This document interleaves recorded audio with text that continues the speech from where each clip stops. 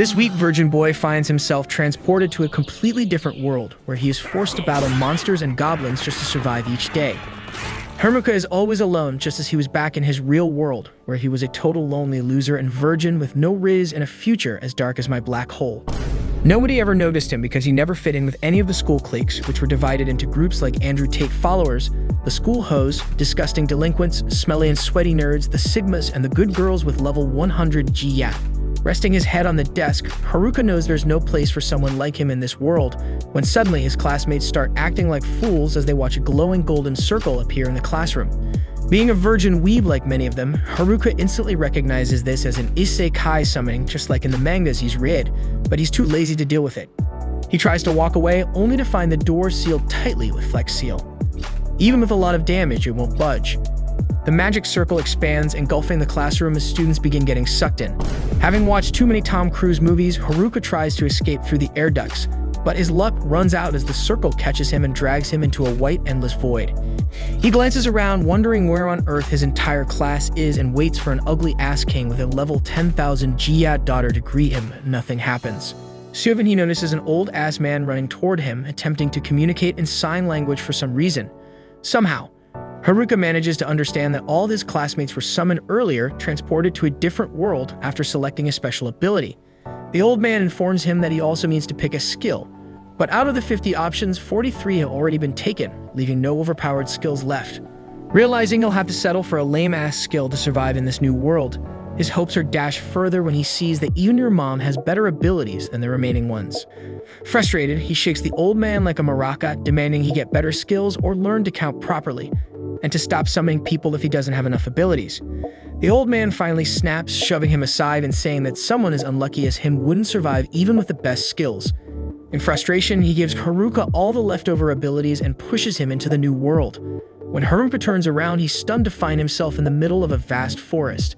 Scared and alone, he spots a pouch on the ground and picks it up, discovering it has unlimited carrying capacity. It's a decent item, but unfortunately, everything inside is as basic as my girlfriend. He quickly performs a drip check and tries to review his stats, but out of nowhere, 2 dice appear on the screen. He rolls them and both land on M. He has no clue what it stands for, but the stats prompt him to assign everything to a single skill. Unsure if M means minus or something else, he plays it safe and bets everything on the luck stat. To his shock, M actually stands for maximum, and his luck stat is now maxed out. He also learns that due to his extreme loneliness and being a virgin, God has granted him a special pity ability that lets him tame wild creatures.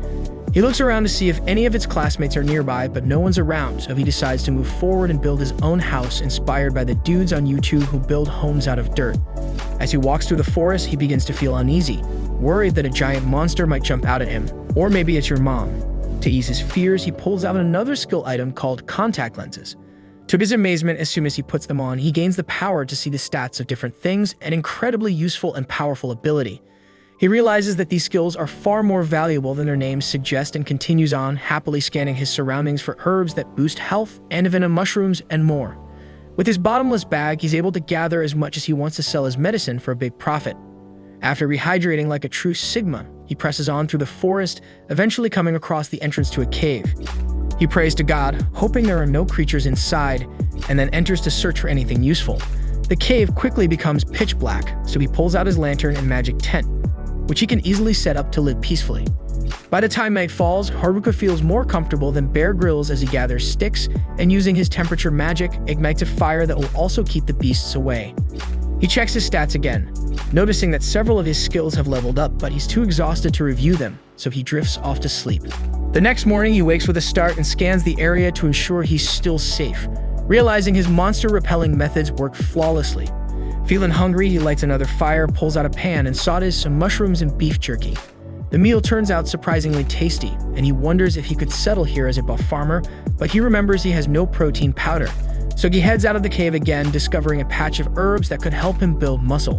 While gathering the herbs, he hears a ruckus behind him and spots a group of foolish goblins scrounging around. Panic sets in and he hides in some bushes as the stupid-ass goblins start singing Skibidi Toilet. That's where Haruka draws the line, grabbing his staff before the nonsense gets to him. He wonders if this stick will be enough to handle the 2 goblins. Just to be cautious, he puts on some gear and then rushes toward them, hitting one of the goblins on its big-ass head. This triggers something inside him, and he starts pounding the poor creature until it's knocked out cold on the ground. The other goblin gets frightened but still charges at Haruka. Luckily for Haruka, the goblin's moves are predictable, so he dodges the attacks easily before smacking it on the head and finishing it off with a small magic blast. Afterward, he washes his face as the sun sets and decides to head home, feeling like he's done enough for the day. Once back at his cave, he roasts some mushrooms like a total hobo and checks his stats, only to see that several abilities have leveled up. This is great news, but he can't help wondering what the goblins would do to him if they found him alone in the empty cave. He quickly shakes off the scary thoughts and warms up with some exercise before heading to bed. The next morning, he wakes up to mushrooms for breakfast again, which is already getting tiresome. He wonders if he can find some meat, but quickly remembers how the vegans in his class would roast him alive if he said that out loud. He gets up, boosts his stats with some magic, and heads out for the day with his trusty wooden staff in hand. Soon, he finds something on the ground only to discover it's yet another worthless mushroom. Frustrated, he tosses it to the ground and resumes searching for meat as if it grows on trees like a total virgin. Before long, he regains his composure and realizes he should focus on honing his magic abilities. He powers up his stats once more and then starts sprinting through the forest. To his amazement, his speed has multiplied several times, making his body feel incredibly light and agile. Even his attacks appear faster and stronger, so he decides to test this out on a nearby group of goblins. Without hesitation, he leaps into battle, striking the first goblin with his wooden weapon before knocking the second one on the head. This, however, angers the goblins, especially the muscular one, who picks up a club. Haruka, not wanting to risk it, hides in the bushes and slips away unnoticed. He decides he's had enough for the day and heads back to his cave, reflecting on the day's events before starting some DIY projects like putting together an IKEA table. After a few attempts by the next morning, he's gotten pretty skilled and successfully assembles a stool and a coffee table on his own. With his newfound craftsmanship, he tightens security, building a wooden gate at the cave entrance to ensure no one can enter without permission. That night, he heads out to hunt a small bunny, unable to go much longer without meat. Fortune favors him as he spots a rabbit darting through the forest and manages to catch it like a wildcat.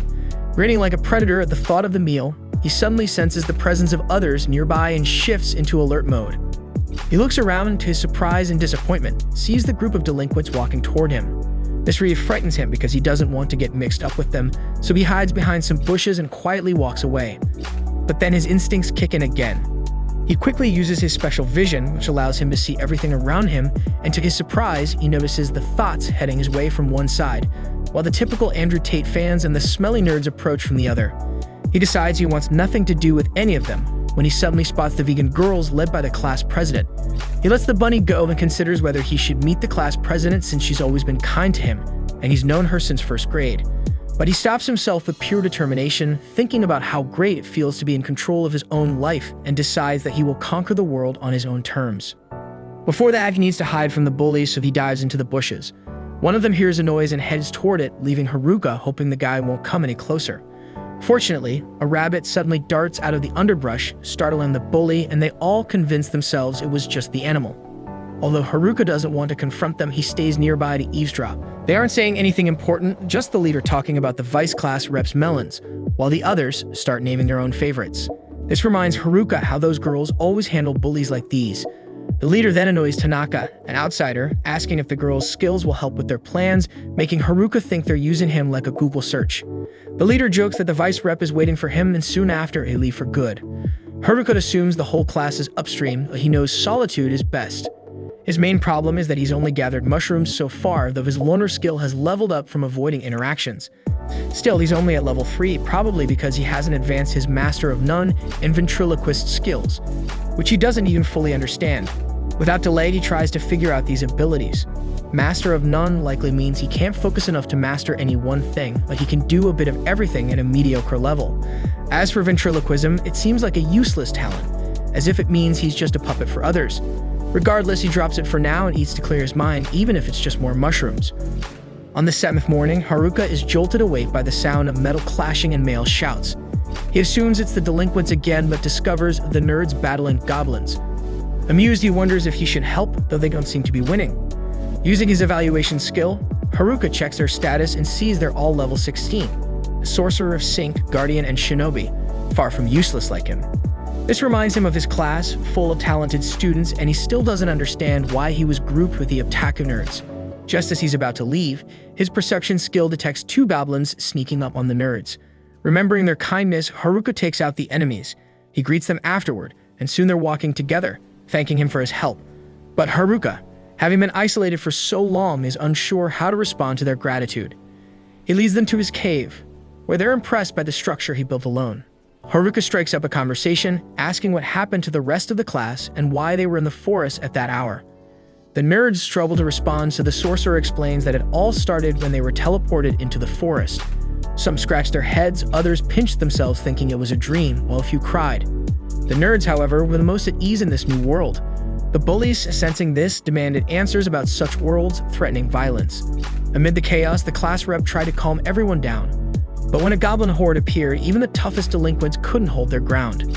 The nerds, though, stood firm, the guardian with his shield, the shinobi with his katana, the saint with a hammer, and the sorcerer with his magic. Eventually, even the bullies and athletes joined the fight, and the goblins were defeated. After the battle, the class rep suggested they find a safer spot, leading them to a riverbank. The nerds used their skills to establish a survival plan and set up camp, while the class reps assigned tasks like keeping watch, cooking, and gathering supplies. This allowed the class to function as a team until the popular girls refused to gather firewood. Their rebellion spread, and soon only the class reps, the nerds, and a few others remained at the camp. Although some were still unmotivated and bored with the routine, causing them to slack off, a goblin attack hit the base. The nerds, already swamped with work, had to fight off the enemies on their own. They won, but the cost was exhaustion. The nerd sorcerer realized they had to stick together and improve their skills to survive, as the goblins weren't the only threat. So were the bullies. The sorcerer had seen the bullies forcing another student to give up skills like charm, which probably controls people, and puppeteer, which hints at controlling others like puppets. The nerds weren't just leveling up for outside threats, but also to deal with dangers within the camp. To keep an eye on things, the otaku followed the bullies into the forest and overheard a plan to create a harem at camp. They quickly warned the class representative, who decided to level up and face the bullies head-on. However, the bullies had recently mastered the charm and puppeteer skills, making things more difficult. Despite this, with great bravery, the class rep confronted the bullies. Unexpectedly, the nerds swiftly took them down and used magic to seal their sinister abilities. With their harem plan exposed, the bullies fled the camp but promised revenge. Chaos spread, and in the end, the camp was burned to the ground. The popular girls blamed the nerds, accusing them of starting the conflict with the bullies. Most of the students followed the crowd and blamed the otakus. The class representative, along with a few others who didn't believe the nerds were guilty, tried to defend them, but it wasn't enough. As a result, the nerds were kicked out of camp. When Haruka heard the story, he was moved to tears and hugged his friends for all they had gone through. He even offered to host a mushroom party so they could chat and eat together. Haruka spent the night with his friends, realizing that having company wasn't so bad after all. At dawn, he said goodbye to his classmates, and one asked if he would join them in following the river to become adventurers. Haruka admitted he wouldn't want to team up with anyone else, but in his usual mysterious manner, he declined and told them to go on without him. As he watched the nerds leave, Haruka reflected that his weak skills would only slow them down. He decided to find the class reps to get to the bottom of things. During his search, he encountered a wolf monster, got bitten, but defeated it with a blow to the head. By nightfall, he reached his class's destroyed campsite and used his detection ability to find human footprints crossing the river. Following the tracks, he spotted the popular girl in the distance and thought he should have stayed home to enjoy roasted mushrooms. He was about to leave when the most popular girls confronted him. Haruka tried to run, but when he heard one of them say, "Please stop," he paused to see if that's really what she said. The popular girl quickly explained they were looking for the nerds to apologize, realizing how serious their mistake had been. After all, they were only alive because of them. Haruka found it odd that these spoiled girls wanted to apologize, since that never happened in the original world. Still, he told them it was impossible to catch up with the nerds. One of the girls insisted on hearing what he knew, so Haruka challenged them with hard questions. Could they escape the forest? Could they face monsters? Were they really going to find their saviors and apologize, or would they just give up? His blunt words made the girls cry like frightened children, afraid they'd die in the endless forest. They begged Haruka to teach them how to survive and make things right. Afterward, Haruka noticed his subjugation ability had activated, listing the three girls as subjugated: Popular Leader, Popular Girl A, and Popular Girl B. Like it or not, he was now bound to them by fate. As the sun rose after hours of walking, the three girls trailed him like ducklings following their mother. Their clueless behavior and vacant stares were driving Haruka crazy, especially as he feared the moment they'd start slaying wolf monsters and delivering their crystals like loyal pets returning a toy. At least that's how he imagined the subjugation ability worked. In the middle of these frantic thoughts, Haruka noticed one of the girls was hurt, so he offered her a healing potion. Instead of using it correctly, she poured the entire potion on him, thinking that was the command. In that moment, he realized if the class rep found out what happened to the girls, she'd go berserk, and he couldn't face her with her authority. As Haruka was figuring out how to break the spell, the class rep appeared behind him, shouting for his attention. Meanwhile, the bullies were planning to target the girls at the old campsite, but had other issues to handle first.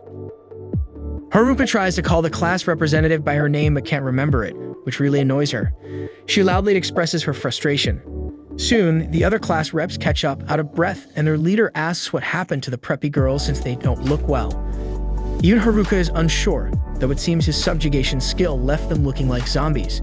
The class rep asks if he used the skill on them, and Haruka reluctantly nods. She gets upset, reminding him that this skill is only for monsters. Haruka explains it was an accident, but the girls doubt him, giving him cold stares that nearly freeze him. He manages to escape the tense moment, but the girls demand he stay put. Frustrated, Haruka wonders if this was the quiet life he was promised in this new world. The leader of the reps shakes Shimazaki, the head of the preppy girls, until she snaps out of it. The class rep then calls Haruka back to gather everyone and figure things out. Left alone for now, Haruka considers practicing his house expansion skill, maybe even building a base.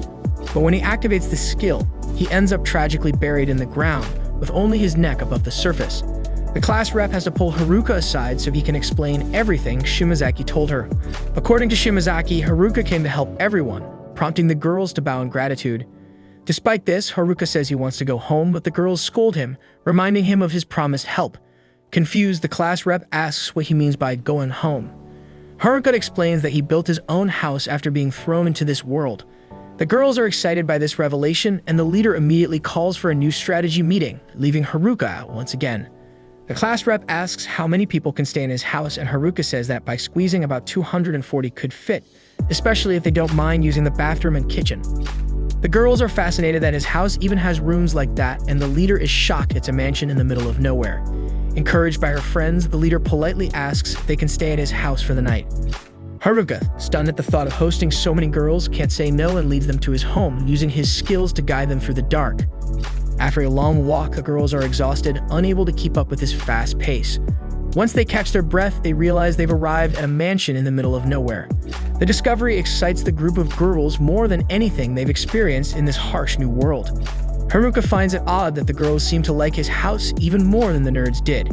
It's now time to show them around, and as he points out the bathroom, most of the girls rush ahead to bathe, tossing their clothes in the air as they go. Haruka watches, amazed at how wild they become after their time in the forest. With the house now full, Haruka sets up a tent outside for some privacy. Just as he starts enjoying the solitude, the class leader interrupts to thank him for his support. Since the boys left, the girls have been anxious, but now they're much more relaxed. It's surprising how much a nice room, good food, and a warm bath can lift spirits. Despite this, she confesses that she hasn't led her group well through all the chaos. Haruka reassures her, saying she's done enough even if she can't do what Oda and the others can. He explains that the nerds were built for this kind of situation and knew exactly what to do, while the rest of them are just trying to survive. This comforts her somewhat, though she still wonders if Haruka is the real outlier for being able to build a mansion in the wilderness. Her sharp observation catches him off guard. After wishing him good night, she leaves and the girls finally get to enjoy a proper bath and a good night's sleep. In the mansion, the class rep ends up with the least comfortable spot, but she's content sitting quietly in his corner, while Haruka is lost in thought about the girls and he senses it's going to be a long night. At dawn, a girl apologizes for waking him but tells him breakfast is ready. Startled, Haruka doesn't recognize her and asks for another half hour of sleep. The girl teases that he doesn't seem like he's getting up anytime soon. Feeling awkward, he changes the subject by asking what's for breakfast. She says it's mushrooms and grilled fish, which excites him since he's been eating only mushrooms for days. As they step out of the tent, he accidentally bumps heads with her. She recovers while Haruka skips the apologies and dives straight into the fish. With the first bite, his love for the fish becomes undeniable. The girl, speaking for her group, asks if Haruka lives near a stream. He admits he does, but has only been eating mushrooms because the fish are too quick and smart to catch. Curious, he asks if they have an easier method. The girls show him their technique by using electricity and instantly kill the fish at the river. Amazed, Haruka asks her to do it again, and when she gathers the electricity in her hands, he captures the spell using his packaging skill, applying himself to the river. Thrilled, he celebrates catching fish for the first time and to his surprise, discovers he's developed his own electric magic. Using his packaging ability, he can capture any elemental magic and recreate it uniquely. The girl remarks that this seems a bit overpowered and Haruka agrees, saying it's likely a mix of his packaging skill and his Master of None ability. He still recalls how he got the worst powers while everyone else received the best, and controlling the electric magic almost made him wet himself with excitement. Later, Haruka meets with the leader of the girls and asks if they decided their next move. She explains they haven't reached a consensus but are likely heading to the city. Haruka assumes they want to catch up with the nerds and they confirm they need to apologize. The leader stresses the importance of leveling up before the journey, which Haruka agrees with and offers to help. The leader thanks him but clarifies their goal isn't to pursue Oda and the other nerds. Haruka feels a bit let down as he would have enjoyed seeing a showdown between the girls and the nerds. Still, they all gather to begin their training. Haruka asks everyone's level, and those in front reveal they're between levels 16 and 21. He's stunned given he's only at level 7. True to his word, he quickly spots 3 kobolds lounging in a nearby bush and asks the girls to handle them since the monsters are only half their level. The girls begin stretching and getting ready for the fight, but when the time comes, they're easily defeated. Haruka criticizes their performance, calling it pathetic, while the girls grumble that no one warned them the creature would bite. Later, instead of enjoying peace in his tent, Haruka watches as the girls gather inside to review the battle. Before long, they leave feeling more confident, except for the purple-haired girl who had woken Haruka earlier. She stays to apologize, explaining she had only been testing him because she was nearly captured during an earlier attack by the boys, leaving her traumatized. She wanted to see if Haruka would hurt them, but he proved otherwise. She adds she'll wake him tomorrow for breakfast. The next morning, Haruka starts his day with fish while the girls train for a rematch with the kobolds. After training, some girls are too exhausted to stand and others fake being sick to avoid fighting, but those who push through manage to defeat the kobolds. After their victory, they treat the creatures like pet dogs. The leader tells Haruka they're ready to head to the city with him, but he never agreed to go. Later, Haruka cautions the leader that they cannot predict what awaits them, so they must remain alert and stay focused. That night, in the heavy rain, a student sprints desperately attempting to flee from someone chasing him. After tripping over a stone, he crashes to the ground and is quickly captured. He cries out that he lacks the power the man seeks, but the pursuer disregards him and strikes. The following day, Haruka leads the group through the forest, constantly aware that the bullies might be hiding nearby, watching. As leader, his priority is keeping everyone safe, and the best way to do that is to quickly reach the city. However, it wasn't just the bullies they needed to worry about. The forest itself held many dangers. Suddenly, a massive orc blocks their path. Haruka orders the group to stand back and carefully observe as he confronts the monster. The orc swings its club but misses, allowing Haruka to assess its speed. According to the group's knowledge, this type of orc has strong resistance to physical attacks, and magic is the best way to defeat it. With that in mind, Haruka opens his menu and searches for an effective spell among the 4 elements: fire, water, earth, and air. He had mastered these abilities through practical tasks, even using them for household chores. In this fight, though, Haruka wasn't completely on his own. The orc resumes its attack, smashing a tree Haruka was using for cover. As its swings grow dangerously close, Haruka quickly maneuvers behind the orc and strikes it with a stick, causing the creature to cry out and collapse. With this victory, Haruka becomes pensive, having just claimed that orcs are resistant to physical attacks, yet he defeats one with a mere stick. The girls gather closer, trying to make sense of the strange situation, especially since they learned nothing from the bizarre battle. Even Haruka can't explain it, but he promises to fight properly next time using magic. Speaking of which, the group soon encounters another orc. This time, Haruka tests his fire magic, hurling a fireball and easily winning again, leaving everyone puzzled by how effortlessly he's handling these fights. The girls, still unable to gain anything from the battle, realize Haruka is too overpowered for a normal approach. However, by nightfall, they aren't as frustrated, especially with roasted meat ready at their improvised campsite. A little further off, Haruka uses earth magic to set up a deep pit trap to keep enemies away. His magical tents not only repel monsters but also detect presences, ensuring the girls' safety. With everything secured, he plots the next day's route using a summon map. While checking the river's location, he suddenly senses enemies nearby and rushes to investigate. From a distance, he spots figures and fears they're the bullies, but it's just some athletes who approach him in a friendly manner. Haruka, suspicious of the athletes, assumes they're after something or someone in the woods. However, they clarify they aren't after any girl, but Haruka himself. As for the girls, they don't trust anyone else in the class. Setting that aside, the athlete leader warns Haruka of a skill roaming the forest that's even more dangerous than hypnosis or marionette. Haruka recalls a skill called hijack, and the athlete confirms it's exactly that, though it's not the delinquents who possess it, but an outsider. Haruka then taunts the athletes, suggesting they hadn't considered he might hold the skill himself. They admit it would be better in his hands than the bullies, but ask if he really knows how to use it. Embarrassed, Haruka admits he only knows the magic of servitude, something they're unfamiliar with, but trusts that he won't use it recklessly. Slightly insulted, Haruka warns them not to underestimate loners.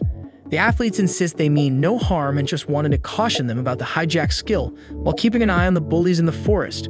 Finally, they ask Haruka to apologize to the girls for the drama at camp and bid him farewell. Meanwhile, the class rep, who had been secretly listening, remains silent. On the morning of the 17th, Haruka gathers the team to resume their journey, and for some reason, the girls seem unusually upbeat, leaving him lost in thought. As he steps aside, the class representative approaches, wanting to discuss the conversation he had with the Kakizaki group. Haruka explains they apologize for everything, but that's not her focus. Instead, she apologizes for taking so long to bring up a serious matter. She's the one with the hijack skill. Surprised that Haruka figured it out, she admits she asked Oda's group to keep it secret. Now that he knows, she asks why he helped her despite this dangerous ability, which lets her steal a target's skill by taking their life. Haruka is unfazed, and she explains that it's considered the most terrifying and sinister ability. Haruka notes that even the nerds weren't scared and sealed away other dangerous skills, but left hers untouched, believing only she should wield it. Touched, the class rep tears up, blaming Haruka for making her cry, and he jokingly runs away, though she's grateful for his support. Later, the group continues toward the river. When they reach the spot Haruka had in mind, he suddenly dashes off and tests his magic infusion. He then uses his magic weight skill to lighten his power, allowing him to leap high into the air, jumping from branch to branch until he reaches a great height. Despite all his efforts, he still hasn't learned to fly, so he crashes down, almost losing all his HP. He would have died without his magic infusion, but at least he figured out the right path by briefly playing bird. Still shaken from the fall, Haruka tries to explain to the class rep how he returned to the escort, all battered, but it doesn't go well. At dawn, they set off again, this time taking a faster route. Along the way, various events unfold, like the girls taking a group bath and a trio of orcs chasing them. But the team stays united, moving toward their goal. Eventually, the storm passes, and they find the exit to the forest, with the girls cheering. Haruka, however, remains cautious, unsure of what dangers might await in the hills. Checking his menu, he discovers he's learned the airwalk skill from his previous leap. He quickly tests it while scanning the area for safety. As they continue, he spots some locals under attack by monsters. However, he hesitates, knowing they might not be good people. Despite his doubts, the girls vote to help, and the class rep promises to fight if they turn out to be bandits. Knowing how she'd react, Haruka decides to go alone to avoid putting his companions at risk. To reach the endangered group, he repeats the spell from the day before to run faster, but this time adds a small wind tornado to boost his speed. Unfortunately, the tornado pulls the class rep along, and she grabs his cloak to avoid hitting the ground. Worse, they realize they can't stop their flight as planned, crashing near the group's carriage like a meteor. After the dust clears, Haruka has already defeated the surrounding monsters along with the class rep herself. The group's leader, a black-haired man named Ofter, introduces himself, while another man, Gatek, joins in. Haruka asks why they were attacked, and Ofter explains that merchants were ambushed by a pack of great green wolves, and the guild placed a bounty on them. The group tried to cash in, but it went badly. Despite the failure, Ofter asks them to gather what's left. Haruka brews a mushroom for Gatek, who excitedly identifies it as a buff shroom, a valuable item that provides boosts. Surprised, Haruka shares it with the others, and the girls quickly recover. Watching them, Haruka feels oddly at ease with these two men being around such beautiful girls. Soon after the rest of the group catches up to Haruka, the girls are thrilled to meet an elf for the first time. The locals then guide them to the long-awaited city of Onwi. To mark the occasion, the group draws a line in the dirt, symbolizing the start of a new chapter, and they jump over it, leaping toward the future. Meanwhile, the bullies are leveling up in the forest, searching for the girls for an eventual showdown. A boy they captured suggests they break the seal on the puppet and hypnosis skills, but to do so, they need someone with a sealing ability. In other words, they must find the nerds with that skill before exacting revenge. Oddly, as this conversation unfolds, the boy lets out a sinister laugh, while the athletes observe the enemies from a distance, sensing trouble ahead. Returning to Onmi, the group is captivated by its beauty and vibrant atmosphere, fully realizing they're in a new world. Everyone is happy, except Haruka. who feels out of place as a loner. The girls are excited by the unique clothing and convenience stores filled with unfamiliar items. However, the class rep reminds them of an important task. As she rushes off, Haruka feels relief knowing he got them here safely and believes his job is done. Two girls joke about the buildings looking like cupcakes and wonder if they're edible. The class rep has to remind them stones aren't for eating. Struggling to keep pace with the group's excitement, she asks Haruka for help, but he's already lounging in the shade with a drink. She scolds him, acknowledging his mission is complete, but insists relaxing here is too soon. She blows a whistle, ordering the girls to line up, and announces the plan. First, they need to visit the Adventurers Guild to sell off their loot and register as adventurers, then find lodging. The next day, they'll inquire about Oda's group. Shimazaki, leader of the popular girls, asks why Oda's group is a lower priority. Feeling cornered, the rep explains it wasn't intentional. Haruka takes the chance to tease Shimazaki about being worried for the nerds, which she denies flustered. They eventually head to the Adventurers Guild, and Haruka feels intimidated just by the outside of the building. Inside, it's even worse, filled with rough-looking characters who stare at them. A man from the guild approaches Haruka, telling him that the guild master wants to meet him. Haruka quickly asks the class rep to handle registration while he deals with the situation. Nervous under all the attention, he heads to Getek and the intimidating guild master. The guild master asks if he is Haruka, and trembling, Haruka confirms. To his surprise, the master stands up and politely thanks him for saving Ofter's group, relieving Haruka, who had expected something far worse. Feeling more at ease, Haruka finds the counter where he can sell his magic stones. The staff member explains that the stones will take time to assess and will be ready by tomorrow. Meanwhile, the girls inform Haruka they've completed the registration. Both Ofter and Getek admit they underestimated the girls, never expecting them to be over level 30. Shimazaki nudges Haruka to register, and for once, he's eager to join an official group. Seeing his enthusiasm, the class rep tells Ofter and Getek that Haruka is destined to become an excellent adventurer, as he was the one who got them safely to the city. Haruka begins his registration, but quickly finds out he needs to be at least level 10. He's only level 9.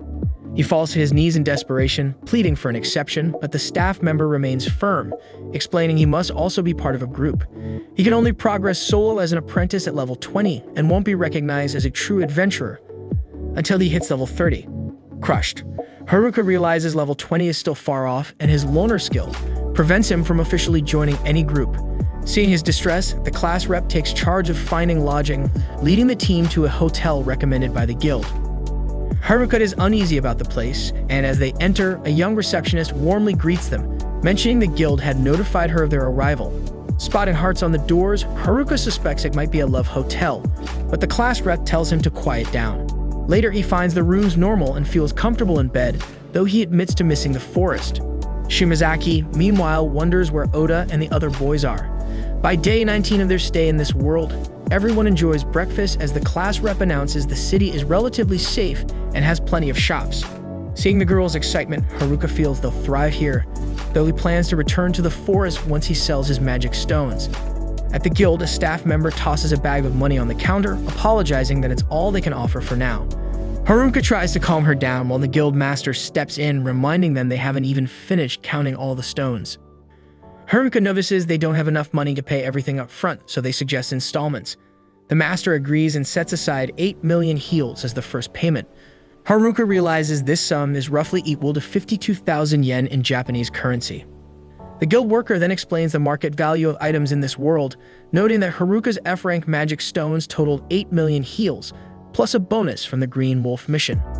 With the money in hand, the class rep announces it's time to buy supplies.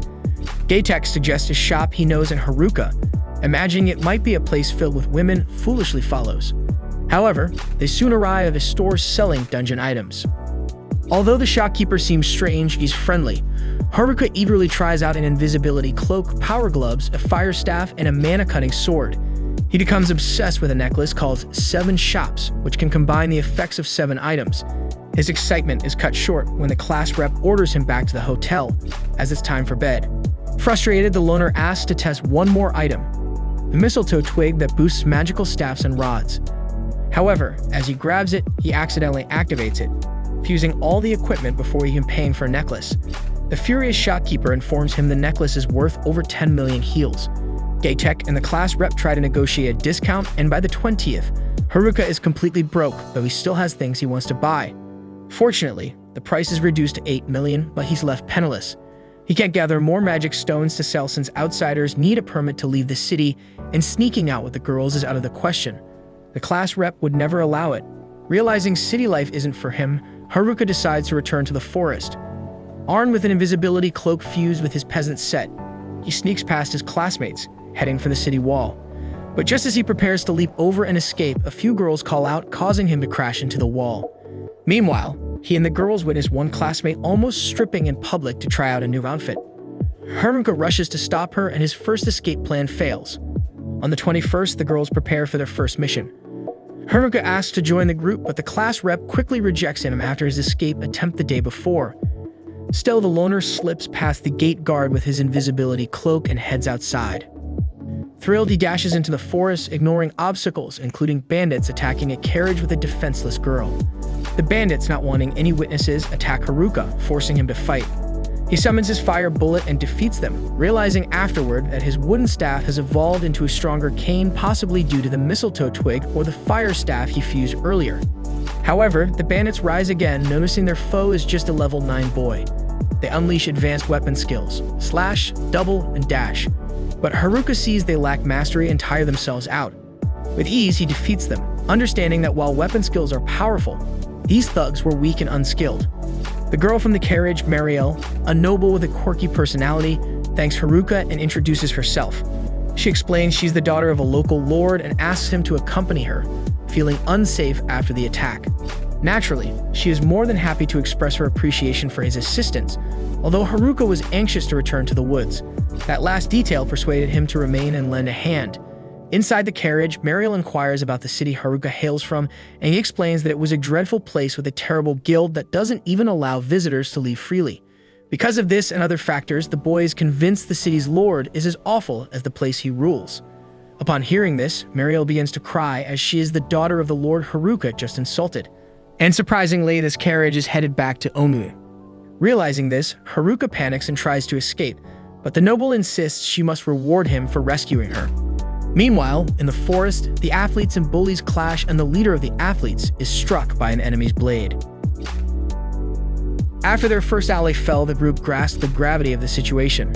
However, the blade that struck the boy wasn't from the bullies, but from a lone swordsman, who seemed to fight independently. This warrior swiftly dispatched the next bully by plunging his sword into his opponent's chest, taking down another soon after. Yet the bullies, furious at their friend's quick defeat, kept charging, only to be effortlessly cut down. Realizing their fate, the remaining bullies fled only for the swordsman to intercept them, proving no one would escape without his permission. Turning to Haruka, who dreaded returning to Omu, Mariel gave him a pleading look and chided him for making such a fuss. Unable to resist, he reluctantly followed her to the Lord of Omu's grand mansion, feeling uneasy as they entered. While examining a painting that seemed to show the Lord and his wife, he plotted a swift exit. But before he could sneak away, Mariel appeared, questioning why he hadn't waited for her to change as she'd asked. Haruka fibbed that he was just stepping outside, but Mariel saw through him, calling him out. Frustrated, she insisted he stayed, vowing the warrior would be rewarded one way or another. To prove she wasn't lying, the noble led the guest to a true feast laid out on the table. Abandoning thoughts of leaving, she indulged in the food and later asked a maid to bring the cash reward for his rescue. Knowing the hero had no identification in this land, she also handed him an Omui ID card, allowing him to come and go from the city freely. In return, she only hoped he would remember the town's name. However, Haruka was more focused on the pudding's texture than any obligation. Blushing, Mariel murmured that she dressed up for him only for him to act this way. On the 22nd, he returned to the inn, assuring his group he hadn't tried to escape. He was invited to the city lord's mansion. Suspicious, the girls questioned his invitation, but Haruka feigned ignorance. Eventually, some dropped the topic and went on a mission, leaving him hopeful that the others would also forget. But before departing, the class rep insisted he couldn't leave the city. Haruka nonchalantly agreed.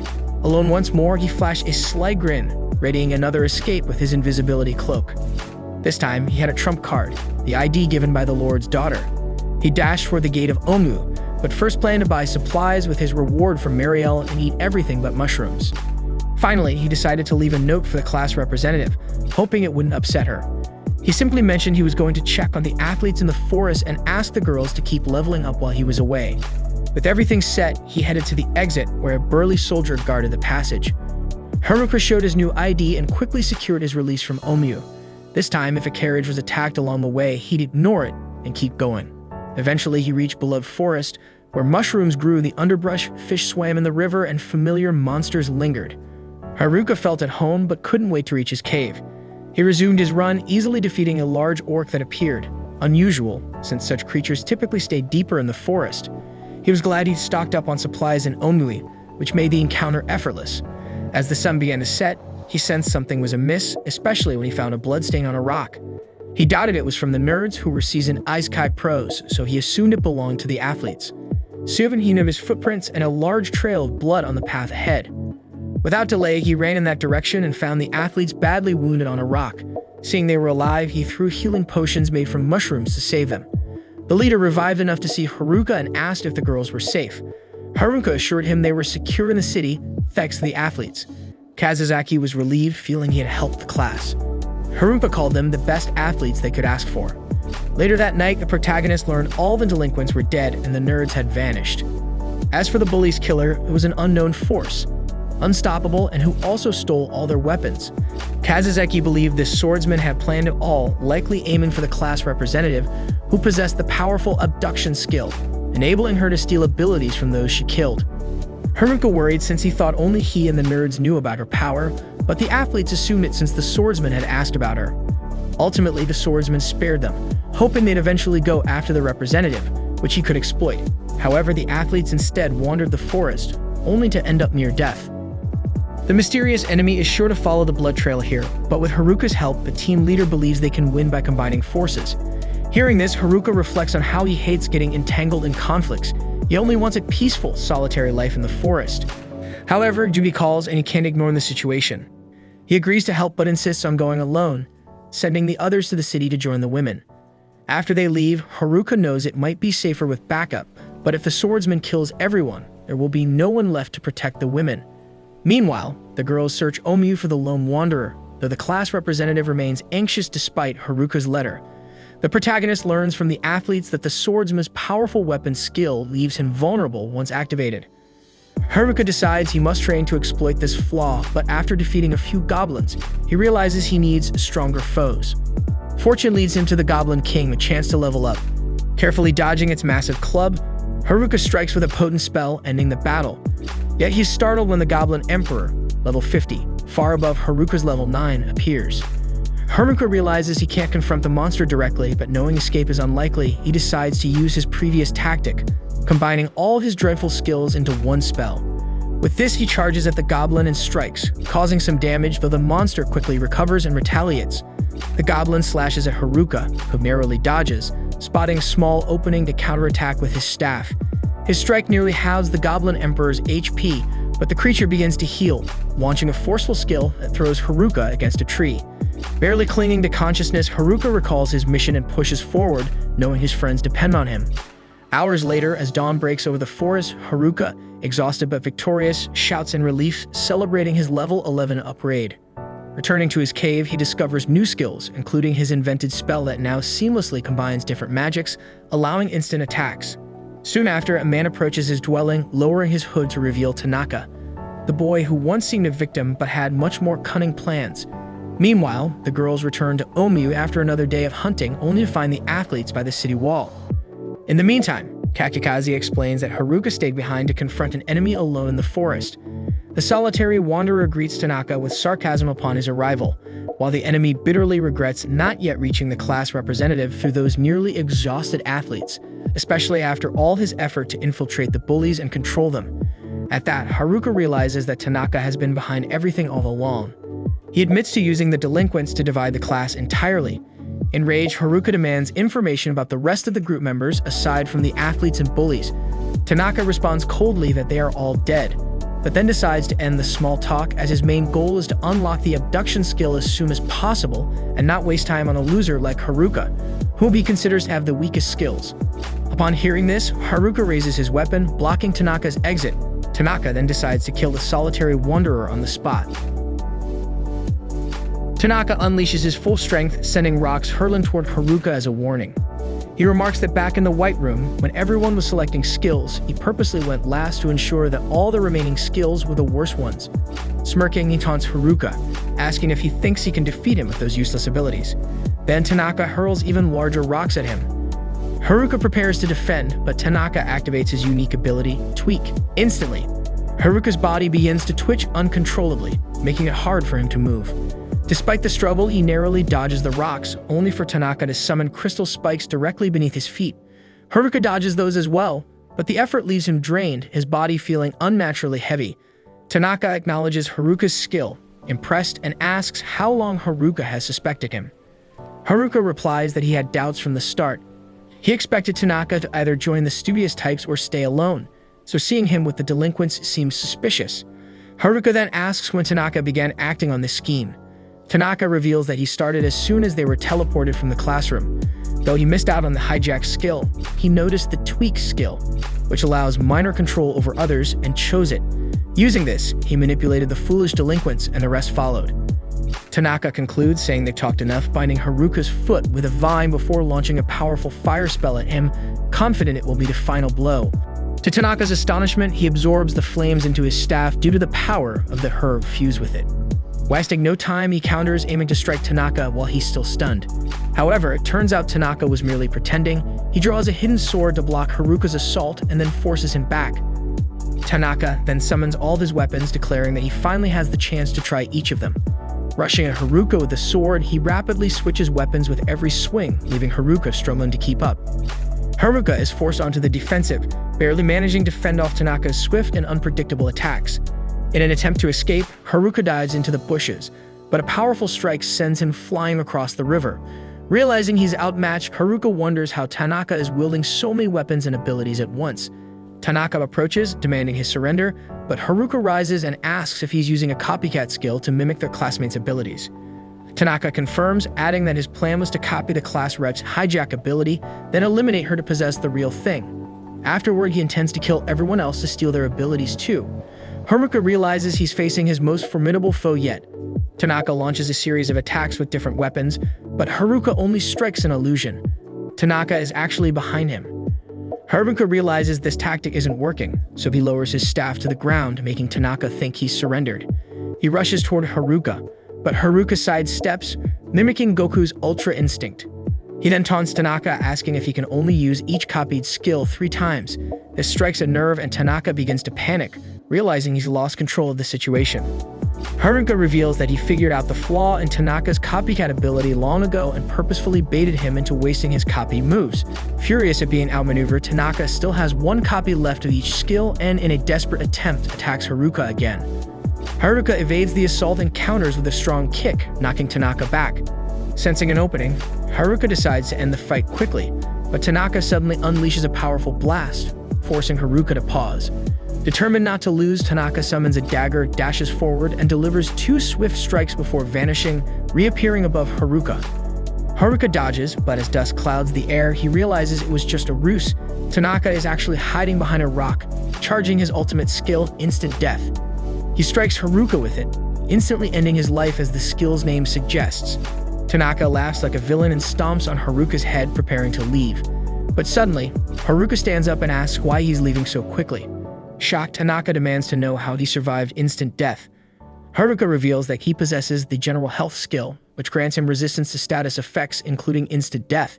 He also has his luck stat fully maxed out, which significantly reduces the chances of instant death. Tanaka, shocked, demands to know why he collapsed then, and Haruka explains it was all an act. Tanaka, still in disbelief, insists that moving so quickly under his tweak skill should be impossible. Haruka then reveals another secret.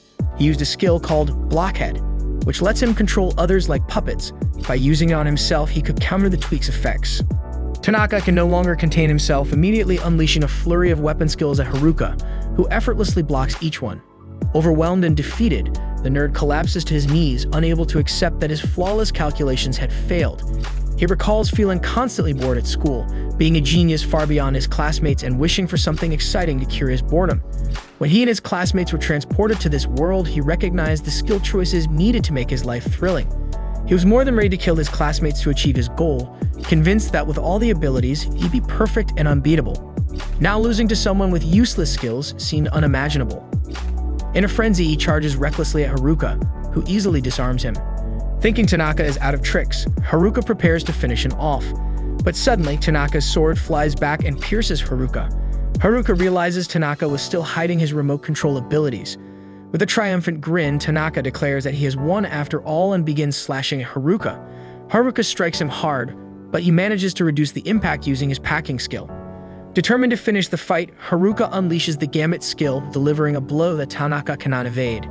Tanaka loses consciousness and collapses to the ground. Haruka, exhausted, mutters that while he may not have any overpowered abilities, he still has his own tricks. However, he's completely drained and the effects of the damage are finally catching up with him. Unable to stand any longer, he drops to his knees, feeling like it's over. Just before he loses consciousness, thoughts of the class rep and his friends flash through his mind, until someone catches him. Haruka opens his eyes and sees the nerds by his side. Though disappointed that they arrived late, they urged him to complain later.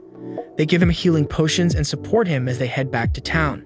On the way, Haruka asks why they were in the forest, and they explain they had just returned from a hunting trip. They noticed their classmates and found out from the athletes that he was trying to take on Tanaka. Without delay, they hurried to assist him, though they arrived a bit too late. Soon, they reach the city, where everyone is eagerly waiting at the gates. The girls surround Haruka, offering themselves as his prize, but he shyly steps away, opting to high-five the leader of the athletes instead. The girls pull him inside, and the TikTok star apologizes to the nerds for past actions. Haruka feels that this is the happy ending everyone hoped for and realizes he no longer has a part to play.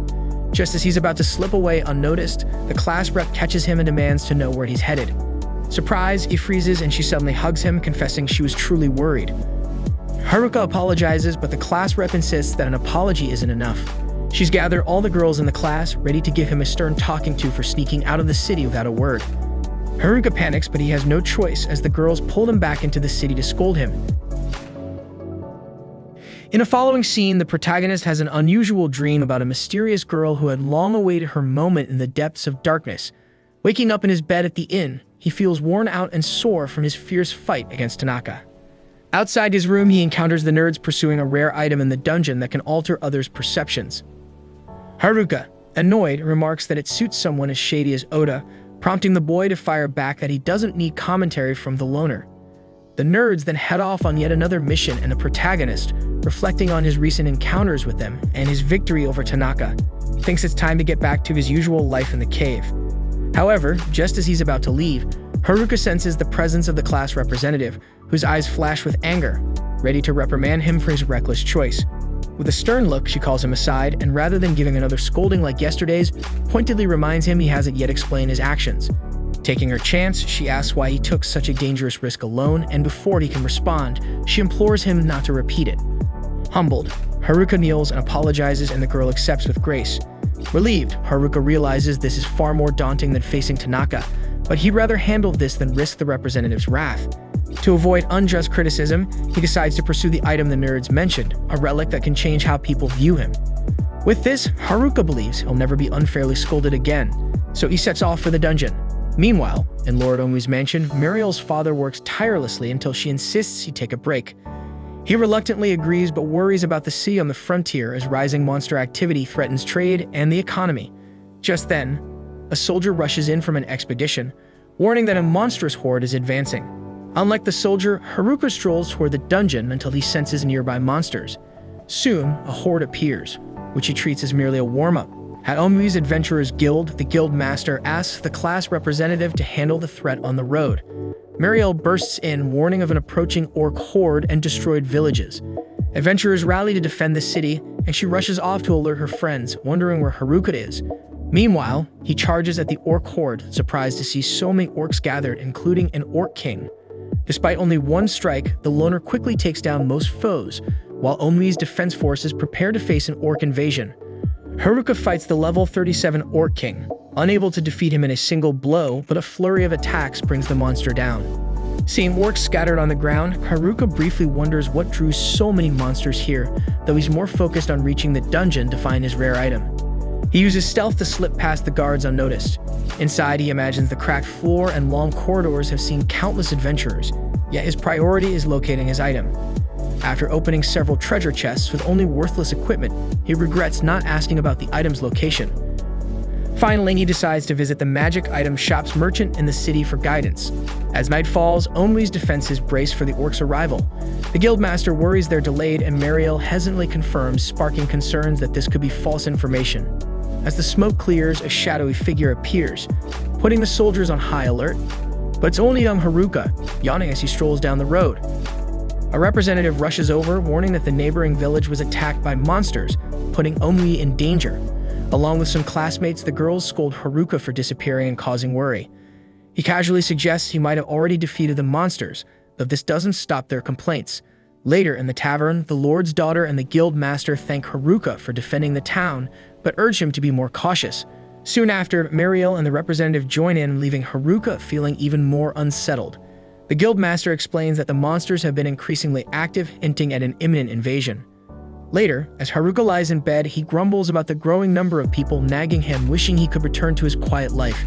Desperate, he sets out for a rumored item that might change how people see him. On the morning of the 27th, he arrives at the magic shop, startling the owner, who remembers him from a past incident. To calm the man, he explained that he wasn't there to buy anything, but to ask about an item that could make people like him more. Though unclear on details, the shop owner guessed he was referring to the pheromone ring and said it should be below the 50th dungeon floor. Excited, Haruka asked how many floors the dungeon had and learned there were about 100, but that he'd need to defeat a powerful boss on each level to advance. According to legend, the dungeon emperor resides there, though it's wrapped in mystery. To proceed safely, Haruka would need recovery items. After hearing this, he dashed to the general store, leaving the magic shop owner, who had more helpful items, disappointed. Meanwhile, two classmates were eavesdropping. Realizing Haruka's goal was the pheromone ring, they resolved to prevent him from causing trouble. Soon after, as Haruka confidently continued his quest, his perception skill alerted him to approaching figures, his classmates, looking furious. He asked why they were there, and one accused him of seeking the pheromone ring. Haruka denied it, claiming he was actually after Solomon's ring, a rare item that allows communication with animals. As no one believed his lie, the boy took a bolder step and ran straight to the dungeon. Upon arrival, the guard warned that it was closed due to imminent danger, but he wasn't going to stop the crowd alone. Inside, Haruka worried that the representative might find the pheromone ring before him, so he hurried ahead. A woman warned that he might fall into a trap running like that, but he assured her his luck would keep him safe. Suddenly, he tripped on a hidden wall and fell into a deep pit. His friend tried to catch him but couldn't reach him in time. Given the height, Haruka used earth magic to cushion his fall, bouncing safely to the bottom floor of the dungeon, close to where the final boss might appear. To get back, he used air walk, but the endless floors made it impossible to climb up. Realizing his spatial awareness and trap detection had reached level 1, he cast both skills and found the corridor clear of traps. He was now on floor 101, just beneath the final floor, likely near a hidden boss. Meanwhile, his classmates set out to find him as Haruka pushed through the dense, powerful, magical smoke ahead. As he walked, torches with blue flames lit up, revealing the path ahead until he reached a door that left no question about what lay beyond. Opening it, he was hit by a powerful magical barrier that pushed him back. Struggling to stay on his feet, he caught a glimpse of the dungeon emperor, level 100. Meanwhile, on floor 47, the group had set up bonfires, discussing Haruka's location. With each defeated floor boss, a teleport activated, allowing them to return to the dungeon's start, leading Shimazaki to think Haruka might have gone back. But Oda suspected he was at the dungeon's depths, where the Emperor's presence strengthened other monsters. Though Shimazaki thought this a myth, if true, it would make further progress challenging. Determined, they resolved to continue to rescue their friend. Haruka, meanwhile, used his skill to analyze his opponent, but the Emperor's stats remained a mystery. The Dungeon Emperor's racial classes, Dullan, Lich, and Undead King, were among the strongest, and Tanaka wouldn't stand a chance against such a foe. Knowing Liches excel at magic, Haruka realized he needed close combat to stand a chance. He struck with his staff, but the skeleton blocked with startling speed. Undeterred, he repeated the attack, only to be deflected once more. Yet he knew he had no choice but to defeat the Dungeon Emperor. On a stormy night filled with thunder, Mariel serves tea to her father and notes the swirling dark clouds above the ominous dungeon. Reflecting on this, the noblewoman fears they are on the brink of facing something far worse than the horde of orcs that just appeared. In response, the Lord of Onwee instructs his daughter to send an urgent message to the Adventurers Guild to prepare for an emergency. Meanwhile, at the dungeon, Emperor Haruka determines that defeating a creature of this caliber will require combining his abilities with unmatched speed. Using his agility, he circles the monster and attempts to strike, but the Emperor blocks it effortlessly. Realizing his speed is insufficient, Haruka pushes himself further, yet his efforts are thwarted again. Undeterred, he strives to outpace the skeleton's almost supernatural reflexes, but the creature counters with a grazing blow that tears his tunic and nearly costs him his life. As the tension rises, Haruka's contact lenses unlock a new ability, momentary flashes of foresight. Though this gives him a chance to predict attacks, any error will mean certain death, forcing him to maintain absolute focus. With renewed vigilance, he resumes the fight. Amid the life-threatening clash, Haruka finds an odd humor in his perilous situation, a strange feeling that baffles him given the gravity of the moment. Funny or not, the truth is that he has almost no magic or energy left, which could spell his end. Meanwhile, the Dungeon Emperor remains unscathed, and Haruka knows that an attack now would mean certain defeat. Yet for some reason, the skeleton takes a few steps toward him but stops without attacking. Confused by this strange passivity, Haruka analyzes the situation and realizes this enemy is different. It doesn't seem intent on killing him. If it wanted to, it would have done so already. Refusing to give up, Haruka resumes his attack as an act of defiance. However, when the creature raises its sword to his neck, he halts, overwhelmed by doubts. There must be a reason why the skeleton is sparing him. As the skeleton lifts its weapon, Haruka notices miasma swirling around its body, seemingly controlling it like a malevolent force. Suddenly, his staff begins to glow, absorbing the miasma as if awakening a hidden power. Trusting this unexpected turn, Haruka lets the energy flow and strikes again, keeping his staff close to the dark substance to drain it completely and free the skeleton from its control. With determination, Haruka carries out his plan, confirming that the miasma was indeed controlling the dungeon boss. After the nightmare ends, he speculates that the skeleton sought death to escape its servitude, which is why it refrained from attacking and instead tried to take a fatal blow. To test his theory, Haruka places his sword on the ground as a gesture of surrender.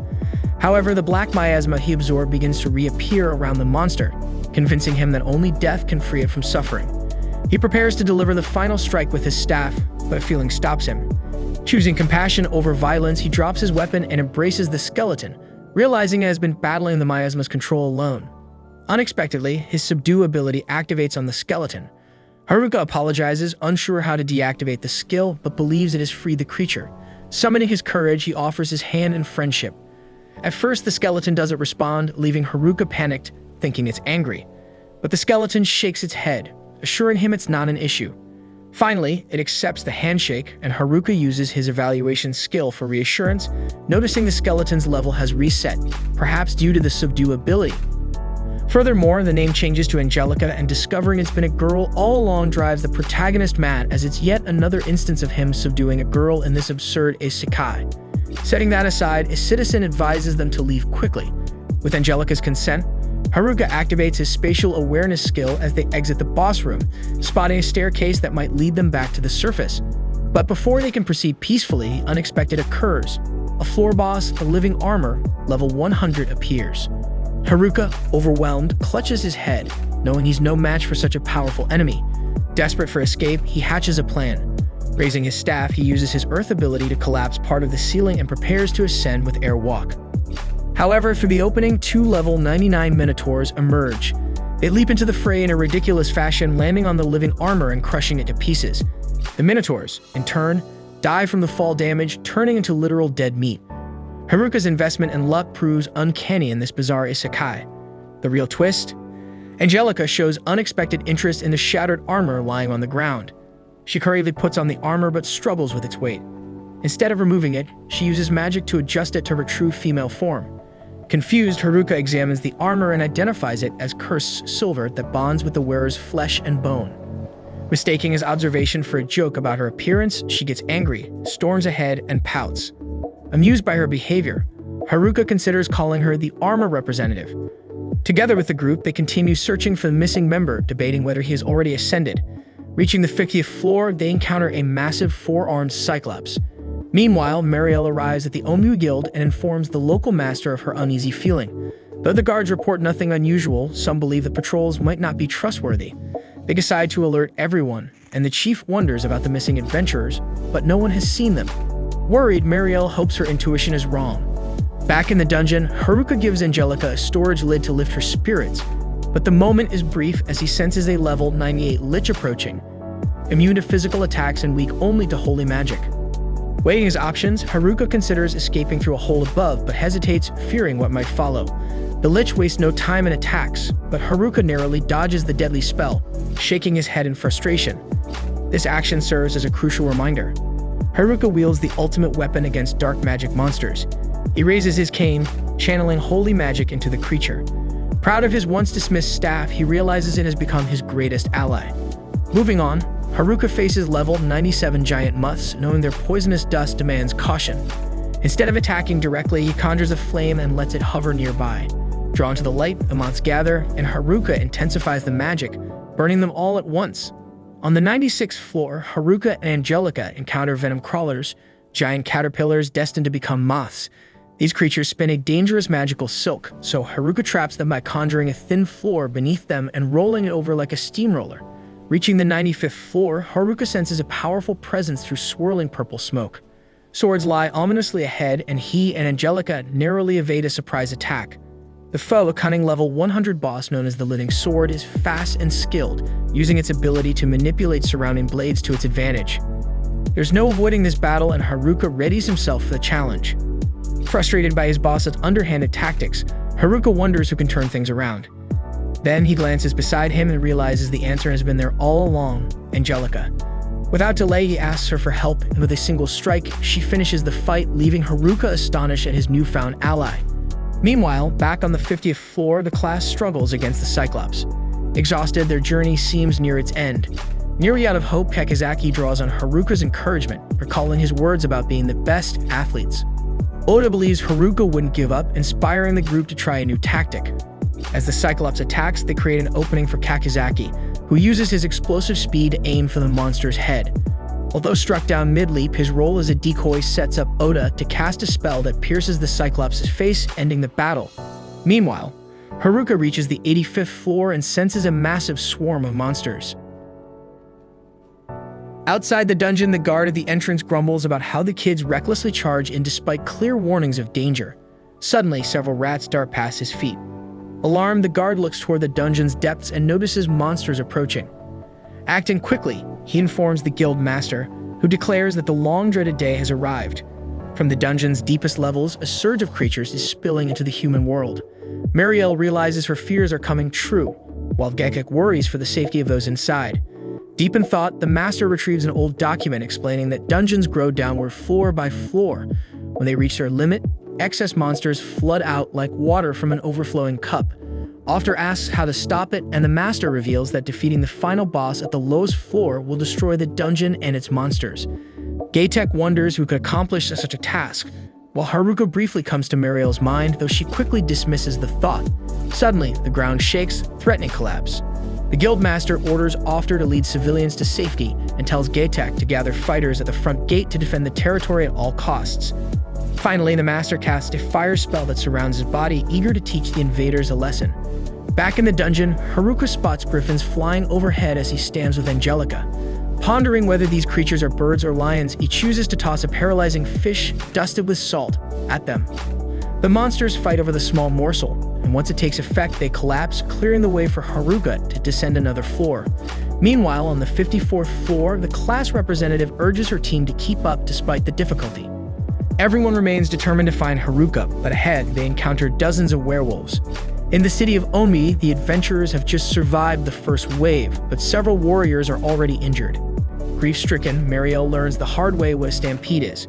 Faced with the dire situation, Ofter suggests they ask the dungeon outsiders to face the final boss, and the guild leader believes Haruka is up to the task. The issue is they have no way to contact the lone wanderer. Gekek wonders who would be crazy enough to send a message to him in this chaos, and all three men turn to Marielle. Realizing she's being forced into this unwanted task, she refuses, terrified of venturing into the dungeon alone. The master, recognizing the mission's importance, decides it's too much for a young girl and sends Ofter to accompany her, knowing he is familiar with the dungeon. The subordinate follows orders but recalls that more attacks are coming. Still, the leader reassures that Onmi will be safe, as those remaining will suffice. The subordinate contacts Marielle to begin, and the girl looks around at the injured, trembling, but finds the strength to do what is needed. On the 81st floor, Haruka and Angelica reach a water-filled level. Haruka comments that the lower floors are worse, but the upper ones still present their challenges. Fish then attacks the lone wanderer, but Angelica steps in and slashes them all with her sword. Haruka realizes they are level 81 swordfish, understanding the danger if they all strike at once. He remembers fishmongers freeze their catches, so he uses ice magic to trap them. Afterward, Haruka and Angelica leap across rocks to the other side, while a large shadow swims below, heading toward them. The shadow soon emerges as the floor's boss, a giant fish that creates a wave. Angelica quickly escapes, but Haruka is hit while the lone wanderer sinks. The Della-N hesitates, unsure how to reach the aquatic foe. Haruka, however, surfaces holding a board made from earth magic. He rides the wave and strikes the giant fish with his cane. After defeating the boss, the duo continues their journey, thrilled by Haruka's achievements in the dungeon. Haruka confesses he's starting to enjoy the place, especially after finding incredible treasures. The Ring of Limitless Fortune on the 79th floor, boosting luck, the Blessed Bracelet on the 77th, enhancing disasters, and the Necromancer's Jewel on the 75th, granting control over the dead. With these relics, he feels he's struck gold, whether by selling them for profit or using them for power. However, with his maximum luck making him immune to curses and diseases, the items aren't as valuable to him. He decides to give them to Angelica, the skeletal armor representative, believing she'll appreciate not being cursed like on the last floor. Though she initially refuses, Haruka's persistence convinces her, and she accepts, touched by his gesture. Haruka, amused by her almost human reaction, lets it slide and moves on. Meanwhile, the dungeon's emperor briefly reveals her true identity. A young, beautiful human before rejoining the group. Later, on the 54th floor, Haruka's team defeats a pack of werewolves after a tough fight. Though weary, they hear a suspicious noise and prepare for another battle, only to discover it's Mariel and Ofter approaching. Amid the chaos, Haruka and Angelica reach the 74th floor, a searing landscape of molten lava. Mariel revealed she had been sent to find Haruka and begged him to confront the final boss, breaking into tears upon discovering he was missing. The class representative reassured her, confident the lone warrior would handle things, while the group deliberated a faster way to reach him. Traversing the fiery path, Haruka felt the heat pressing on him. Staying alert with his spatial awareness, he avoided traps but nearly fell when he stumbled on a stone.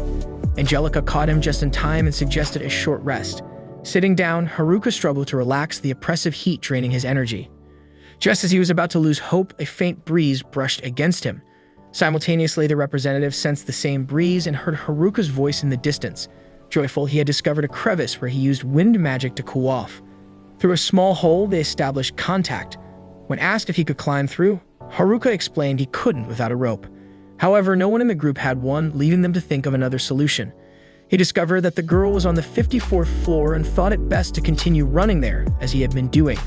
However, Mariel then informed him that Omu City was in danger and the guild was battling a horde of monsters, though their defense might not hold much longer. Ofter stressed that on his way, he had seen a second wave of creatures approaching the city, and even if the adventurers managed to defeat this group, a third would likely devastate Omu. Mariel went on to explain that the only way to stop the stampede was to defeat the dungeon's final boss. Upon hearing this, Haruka glanced at his new companion and told his friends he had already defeated the boss. Oda, however, questioned why another wave of monsters was appearing if that were true. With this in mind, Ofter asked Haruka if he was sure the boss had been defeated, because if the last floor's boss was still alive, the stampede would continue. Confronted with this dilemma, Haruka realized he had to confront the armored figure but felt incapable of doing so. She had been imprisoned and cursed by shadows for so long in the dungeon's depths, enduring unimaginable pain, and it seemed unjust to simply take her life after she had finally experienced freedom in her soul. The lone fighter admitted he hadn't defeated the final boss, leaving his teammates stunned on the top floor. With this revelation, he devised a plan to save both Angelica and the city. Asking her not to worry, he explained he would need her help. He then declared to his companions that he would stop the stampede. Outraged, Ofter argued it was impossible without defeating the final boss, but the class representative trusted her friend's abilities. She urged the others to believe in Haruka, reminding them that despite his flaws, he always managed to save the day. She was confident he wouldn't betray his team because that's just who he was. Moved by her faith, Haruka quietly thanked her, clenching his fists as he vowed to rescue Angelica and protect everyone in Omui. If you're enjoying the journey of this series, please hit that like and subscribe button and turn on that notification bell so you don't miss any updates. All of your support helps me to keep bringing more high-quality recaps.